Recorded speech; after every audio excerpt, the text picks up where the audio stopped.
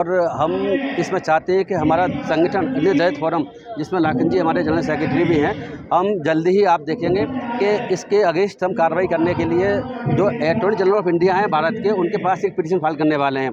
क्योंकि देखो ऐसा है, कंटेम्प्ट ऑफ कोर्ट अगर कोई करता है, ये कंटेम्प्ट कोर्ट है, सुप्रीम कोर्ट की कंटेम्प्ट कोर्ट है। गवई साहब भी कंटेम्प्ट कोर्ट बात नहीं है, सुप्रीम कोर्ट की कंटेम्प्ट कोर्ट है। तो सुप्रीम कोर्ट के जज होने की वजह से डिसीजन दिया है, उसके अगेंस्ट इस तरीके से बोलना और पर्टिकुलर जज साहब के अगेंस्ट बोलना, ये अपने आप में कंटेम्प्ट कोर्ट की कैटेगरी में आता है। लेकिन उसका एक तरीका डिफरेंट है। उसके लिए कोई भी आकर के केस फाइल नहीं कर सकता। उसके लिए अटॉर्नी जनरल ऑफ इंडिया को ये पावर दे रखी है उस कंटेम्प्ट कोर्ट एक्ट के तहत कि उसके पास पिटीशन फाइल होगी, वो अगर अलाउ करेगा हमको, तभी हम कंटेम्प्ट कोर्ट में सुप्रीम कोर्ट फाइल कर सकते हैं, अदरवाइज नहीं कर सकते।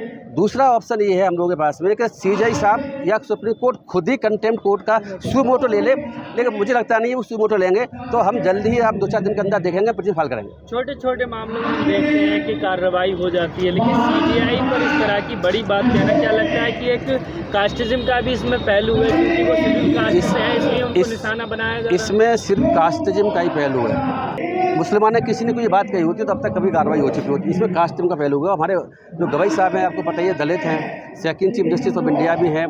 तो उन्होंने जो बात कही है, मैं पहले भी कह चुका हूँ कई चैनलों में, कि हमारे हिसाब से कोई ऐसा गलत नहीं कहा उन्होंने। जो भी कहा कानून संविधान के दायरे में रहते हुए, ऐसा जनरली कमेंट जजेस करते रहते हैं। लेकिन जो बाबा लोग जितने भी हैं, जो उनके कमेंट को हिंदू धर्म के अगेंस्ट देख रहे हैं, ऐसा बिल्कुल भी नहीं था। और उन्होंने ऐसा बाद में अपना क्लैरिफिकेशन दिया भी है कि हम सभी धर्मों को मानते हैं और संविधान की शपथ लेने वाले और बाबा साहब के अनुयायी जो हैं, वो सभी धर्मों को मान के चलते भी हैं। अगर जजी कुर्सी में बैठा हुआ है तो ऐसा नहीं हो सकता कि वो एक धर्म को माने, दूसरे धर्म के जो है उसके खिलाफ जजमेंट पास करे। एक धर्म को देखने के बाद, धर्म को देख करके, जैसे कि भारत सरकार और यूपी सरकार और सरकारें देश में कर रही हैं, वो धर्म को देख करके डिसीजन ले रही हैं कि हमें क्या करना है। धर्म को देख करके लॉ बन रहे हैं। धर्म को देख करके किसी, अगर हिंदू धर्म के व्यक्ति ने किसी बात कही है, मुस्लिम के अगेंस्ट कोई कार्रवाई नहीं हो रही। मुस्लिम अगर हिंदू धर्म की बात कह रहा है, तुरंत कार्रवाई हो रही है। आप देख रहे हैं इस बात को। तो हमारे देश में कथावाचक बड़े हैं या जज बड़े हैं? देखो ऐसा है कि संविधान के दायरे में हम चल रहे हैं, संविधान देश में लागू है। कथावाचकों का बड़ा छोटे का कोई सवाल ही नहीं है। वो कहीं भी कथावाचक इसलिए बना रहे हैं, जैसे मैंने कहा कि वो जाति का इसमें बहुत बड़ा एंगल है और वो समझ रहे हैं कथावाचक के सीजेआई साहब ने हिंदू धर्म के अगेंस्ट कोई बात कही है, जबकि ऐसा कुछ भी नहीं कहा हुआ है।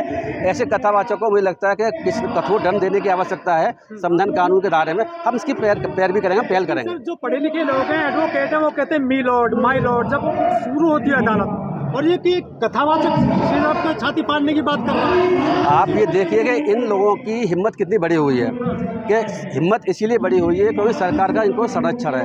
अगर सरकार का प्रोटेक्शन नहीं होता तो ऐसा कभी हो नहीं सकता था। मैं आपको फिर कह दूँ कि अगर ये बात किसी मुस्लिम ने कही होती तो अब तक वो राज को लग के जेलें बंद होता। संघ को 100 साल हो गए हैं। संघ को एक दलित महिला को बुलाने के लिए अपने कार्यक्रम में 100 साल तक इंतजार करना पड़ा है। ये किसी गलती मानते हैं आप? देखो ऐसा है, संघ की सोच की गलती है। संघ की सोच को आपको पता ही होगा। वैसे भी संघ में महिला तो वैसे भी अलाउ नहीं है, मेरे ख्याल से, जहाँ तक मुझे जानकारी है, आज भी अलाउ नहीं है। संघ की सदस्य जो है महिला नहीं बन सकती। ऐसा संगठन जिसको कि 100 साल तो पूरे हो गए हैं, ये बात हम मानते हैं, लेकिन ऐसा संगठन जो कि महिलाओं को अपने संगठन में एंट्री करने की इजाज़त नहीं देता, वो समानता के अधिकार के अगेंस्ट और संविधान के अगेंस्ट और महिलाओं के अधिकारों के कितनी खिलाफ सोचता होगा, ये हम से सोच सकते हैं। तो अभी जो है गवई साहब की जो मदर थी, उनकी कंट्रोवर्सी कुछ चल रही है। अब मुझे नहीं पता वो जाएंगे नहीं, इग्नोर कर दिया है, वो नहीं जाएंगे कार्यक्रम, जाना भी नहीं चाहिए। देखो ऐसा है कि आरएसएस संगठन जो है बड़ा खतरनाक संगठन है और इस बात को सभी लोग जानते हैं। लेकिन ये अलग बात है कि आज के समय उन्हीं की जो पॉलिटिकल विंग है, भारतीय जनता पार्टी की सरकार बनी हुई है, तो इसीलिए वो उसको और प्रोटेक्ट करना चाहते हैं। तो देखो मेरा मानना ये है कि गवई साहब को, गवई साहब की मदर को या गवई साहब के भाई साहब की जो कंट्रोवर्सी चल रही है आज के समय में, उनको बिल्कुल साफ नकारना चाहिए और मीडिया में अगर ये बात कहनी भी चाहिए।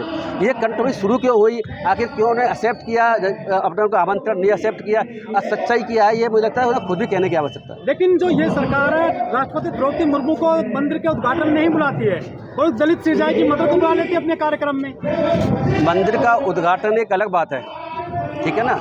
यहाँ पर आरएसएस को ये दिखाने के लिए कि एससी के जो चीफ जस्टिस ऑफ इंडिया इस वक्त हैं और एससी के लोग भी आरएसएस को मानते हैं, तो कुछ आपको पता ही है कि सब वोट की राजनीति का कंसेप्ट है।